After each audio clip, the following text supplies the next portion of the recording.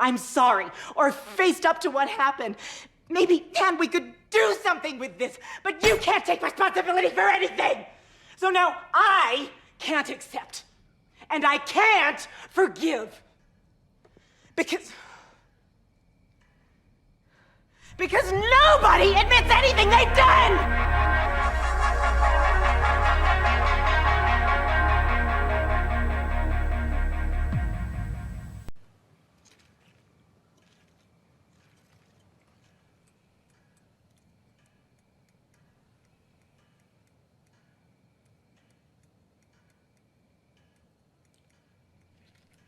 You okay, Mom? What?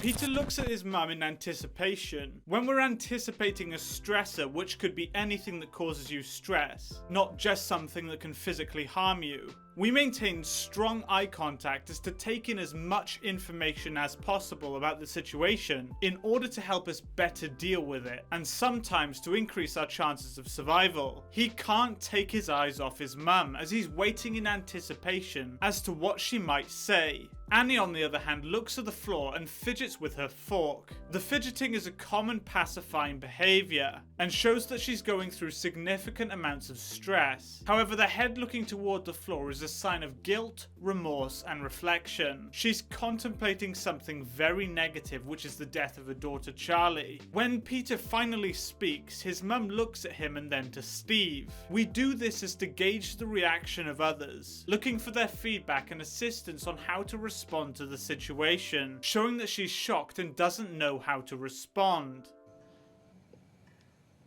Is there something on your mind? Is there something on your mind? It just seems like there might be something you want to say. Peter. Like what? I mean, why would I want to say something so I could watch you sneer at me? He then looks at the floor when he asks her the question, showing that he's afraid of asking it. We avoid eye contact as to be non-confrontational and submissive, as we don't want to provoke the stressor, escalating the situation further. He's afraid of angering his mum and looks at the floor to act submissive as to avoid an escalation. Annie again looks at Steve. She doesn't know what to do or how to respond. She then looks at the floor and tenses her brow. She's also afraid of escalating the situation and acts non-confrontational as she doesn't want to start an argument. Also, the brow tense is a universal sign of confusion. She genuinely wants to know if her son has something on his mind. Peter then keeps his head to the floor, again trying to be non-confrontational. Annie keeps looking at Steve and also to the floor. She's trying to get her husband's support, but also to be non-confrontational. However, when her conscience forces her to be confrontational by saying he sneers at her, you can clearly see her lip tremble. She's afraid of saying it and forces herself to. She also moves her head. She immediately begins to pacify when her conscience escalates the situation. Sneer at you? I don't ever sneer at you. Oh, sweetie, you don't have to. You get your point across. Okay, so fine, then say what you want to say then. Peter. I don't want to say anything. I've tried saying Okay, so things. try again. Release yourself. Oh, release you mean? Yeah, fine. Release me. Just say it. Just fucking say it. Don't you swear at me, you little shit! Don't you ever raise your voice at me! I am your mother! Do you understand? Annie, when criticizing Peter, is able to look at him, but then she rapidly looks back down to the floor. She really doesn't want to be arguing with her son, but she has so much internalized rage that she can't help but react. Look how far she goes from looking to Peter and then back to the ground. She wants to escape the situation and distances when she isn't speaking. I think this is the case of her conscience overruling her body. When the situation is escalated, Peter maintains strong eye contact and stops distancing. He stands up for himself and doesn't feel threatened as he trusts his mother and knows that obviously she isn't going to cause him harm. When Annie gets mad, she then changes her proxemics to get closer to Peter and gestures freely with her arms. She doesn't feel afraid of Peter at all, and that's shown by the fact that she's able to get closer to him. All I do is worry and slave and defend you, and all I get back is that fucking face on your face! So full of disdain and resentment and always so annoyed. Well, now your sister is dead. And I know you miss her. And I know it was an accident, and I know you're in pain, and I wish I could take that away for you. I wish I could shield you from the knowledge that you did what you did, but your sister is dead. She's gone forever.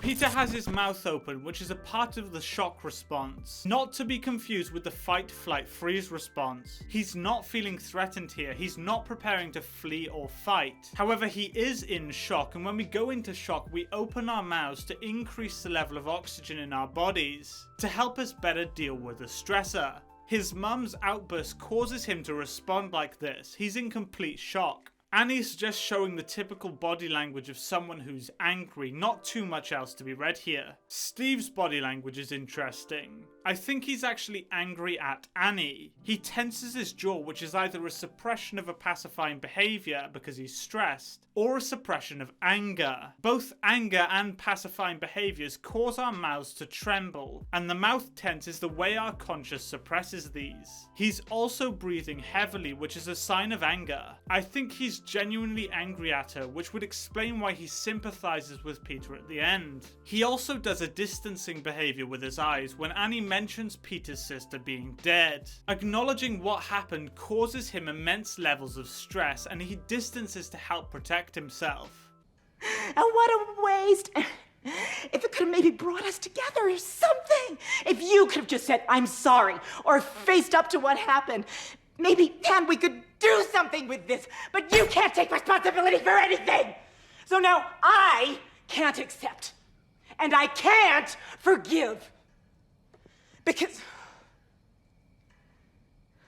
nobody admits anything they've done! Annie then grabs onto the table, which is known as a grounding behaviour. We do this to basically ground ourselves, providing us with stability, showing that we lack confidence and are unstable. You often see people do this when they have been given bad news, as it provides them with a sense of security and safety when they're in pain, the same way a hug gives us positive feelings.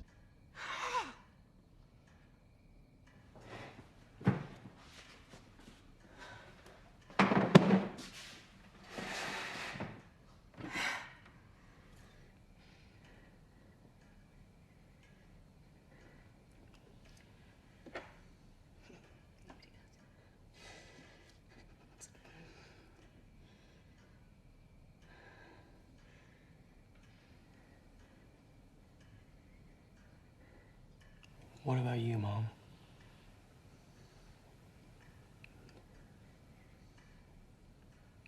She didn't want to go to the party.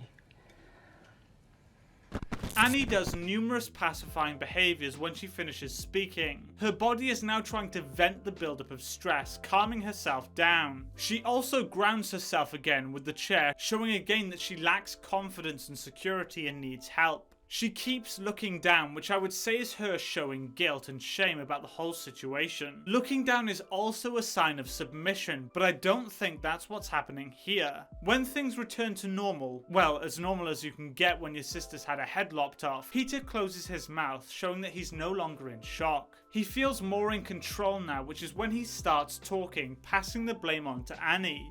So why was she there? Right. We're stopping this right now. That I said stop right now. Fine.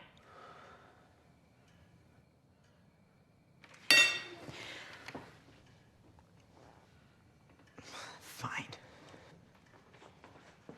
Annie tenses her eyes, which is a sign of anger and rage. She's incredibly angry at her son. She then tenses her mouth, cheeks, and eyes at the same time, which is an even stronger sign of anger. She couldn't be more mad at him if she tried. This then turns into her crying. I think she's going through so much in her head, realizing that in a way what her son said was true, which then makes her cry when she realizes that she was just as much a part in her daughter's death as Peter was. This is why she shifts from pure anger to breaking down and then to distancing. The stress becomes too much and she has to look away. It's really amazing to see how much detail is displayed here.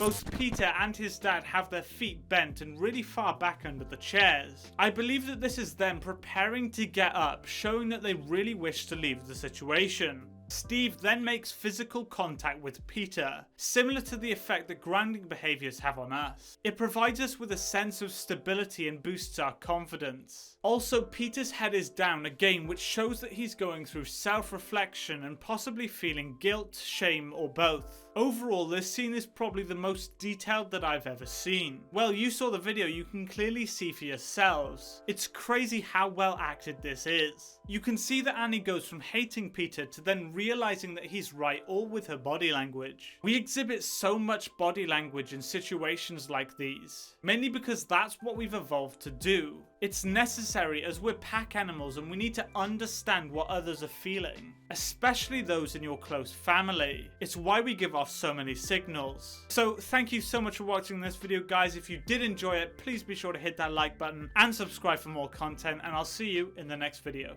Thanks for watching.